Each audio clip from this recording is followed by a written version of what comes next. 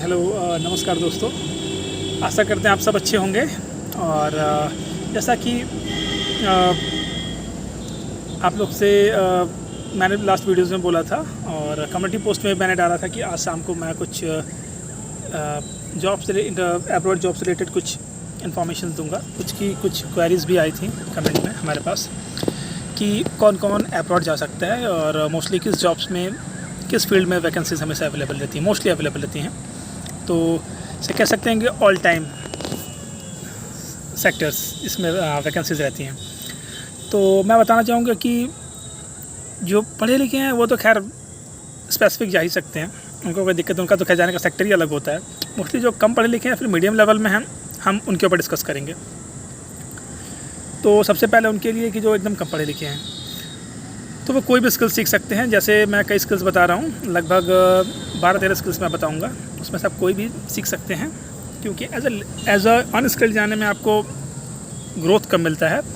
और आप ये नहीं कह सकते कि नहीं हमको, सपोज़ आप अगर अनस्किल्ड हैं तो आपको लेबर कैटेगरी में डाल देंगे, तो लेबर कैटेगरी में कुछ भी काम आपको दे सकते हैं, आप उसको मना नहीं कर सकते हैं। हैवी भी हो सकता है, मोस्टली वो कैसा भी काम हो सकता है। तो बट आप स्किल्ड हैं, कुछ आपने कोई भी एक स्किल सीखा हुआ है तो आपको दूसरे काम में नहीं, आपको स्किल में ही वर्क में वो भेजेंगे। तो सबसे पहले आप फोर्कलिफ्ट सीख सकते हैं, जो कम पढ़ा लिखा कोई भी हो तो फोर्कलिफ्ट मिनी जेसीबी जैसा होता है, उसका मेन काम किसी भी प्लांट या इंडस्ट्री में लोडिंग अनलोडिंग का होता है, उसको फोर्कलिफ्ट कहते हैं। आप फोर्कलिफ्ट सीख सकते हैं एक। दूसरा, आप ड्राइविंग सीख सकते हैं, कार ड्राइवर्स आप एज अ वहाँ पे इसकी भी होता है, ड्राइवर्स की रिक्वायरमेंट्स होती हैं, आती रहती हैं। 2, तीसरा आप ट्रक सीख सकते हैं, उसे हैवी ट्रक, उसका वैकेंसीज आती रहती हैं काफ़ी यूरोप में। 3, उसके बाद चौथे नंबर पे आप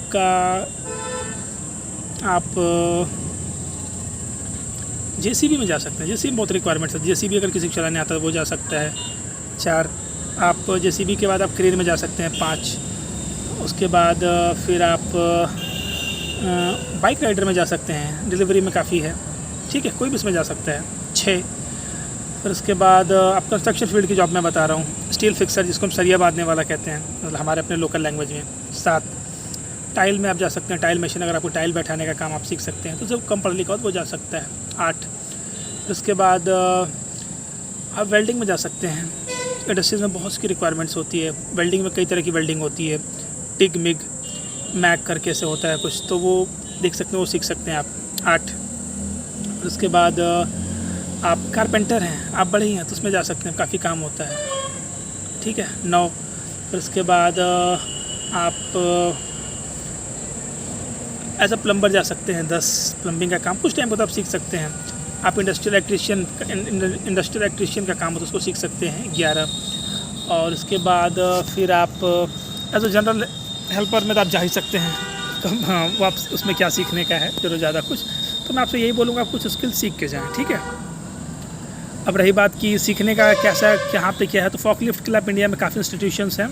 और सबसे मेन दूसरी बेनिफिट की चीज़ ये है कि फॉकलिफ्ट ऐसा है जिसके मतलब सब में है, उसमें बहुत इंडिया में जॉब्स आती हैं। 17-18 हज़ार से लेके 25-26 हज़ार तक, 24 मतलब 17-18 से लेके 16-17 से लेके 22-23 तक बहुत आराम से फ्रेशर्स को मिल सकता है। तो आप इंडिया में कुछ दिन सीख लें, उसका जॉब कर लें, कुछ पैसे ही पा जाएंगे और आपका हाथ साफ हो जाएगा। उसके बाद फ्री में वैकेंसीज आती हैं गल्फ़ की, आप उसमें जा सकते हैं फ्री में भी। नहीं हुआ तो पेड दे के आप 50-60 हज़ार रुपये दे के, 40 हज़ार दे के कुछ भी अब दुबई वगैरह गल्फ़ में जा सकते हैं। थोड़े पैसे, इसका बजट का कुछ इशू है, कुछ टाइम इंडिया में जॉब कर ले, थोड़े पैसे बना लें, फिर किसी भी एजेंसी से लगवा के या फिर हम के थ्रू ही बात करके, क्योंकि ठीक है एजेंसीज़ के थ्रू होता है तो थोड़ा बहुत चार्जेस तो लगते ही हैं, बट यूरोप के कंपैरिजन में इधर बहुत सस्ता होता है, तो आप उधर करके आप जा सकते हैं दुबई में। फिर वहाँ को 1 साल 2 साल कुछ पैसे बना लें और फिर उसके बाद आप सेम काम में आप यूरोप निकल जाए। यूरोप में ज़्यादा अच्छा पैसा होता है, खासकर उसमें भी आप शेंगन जोन में चले गए तो आपके लिए फिर बहुत अपॉर्चुनिटीज़ खुल जाएंगी। तो ये सब काफ़ी सेक्टर्स हैं जिसमें आपको मिल सकता है। साथ ही साथ अगर आप हाँ, मैंने 10-11 बताया आपको। फिर दूसरी चीज़, नर्सिंग सेक्टर में बहुत वैकेंसीज़ हैं। 12, फिर उसके बाद आप CNC ऑपरेटर का काम सीख सकते हैं, उसमें रिक्वायरमेंट्स आती रहती हैं। 13, सेल्स में आती रहती हैं और केयर गिवर वगैरह का आती रहती है, तो वैकेंसीज़ की कोई कमी नहीं है। इन सब के बाद भी कुछ जाना चाहिए, आपको कोई स्किल नहीं है तो आप एज अ जनरल हेल्पर में अनस्किल्ड कैटेगरी में आप जा सकते हैं, बट मैं आपको ये सजेस्ट करूँगा आप अनस्किल्ड में कोई ना जाए, उसमें ग्रोथ भी बहुत ज़्यादा नहीं रहता है। तो क्या ग्रोथ मिलेगा? आप एज ए हेल्पर हो, स्किल्ड अगर आपका कोई प्रोफेशन स्किल्ड हो तो ग्रोथ मिल सकता है ना। तो ये मैं आपसे बोलूँगा। और दूसरी चीज़ की अगर कोई इंटरेस्टेड है जाने के लिए तो वैकेंसीज़ हमेशा आती रहती हैं। अभी रिसेंट में हमने कुछ पोस्ट भी डालता, हमारे कम्युनिटी पोस्ट भी, मतलब जो हमारे यूट्यूब चैनल पे जो कम्युनिटी है उसमें पोस्ट मैं रेगुलर डालता रहता हूँ क्या क्या वैकेंसीज़ आती हैं। तो अभी ट्रक ड्राइवर की वैकेंसीज आई है और साथ साथ मेडिकल फील्ड की आई है, नर्सेज एंड केयर गिवर की आई है, उसके बाद फैक्ट्री वर्कर की आई है, फैक्ट्री वर्कर में एज वेल कह सकते हैं कि हेल्पर की आई है, वो तो वैकेंसीज आती रहती हैं।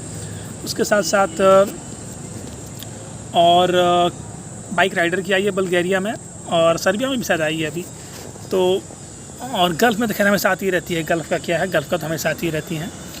तो जिसके ये सब वैकेंसीज है आप जा सकते हैं।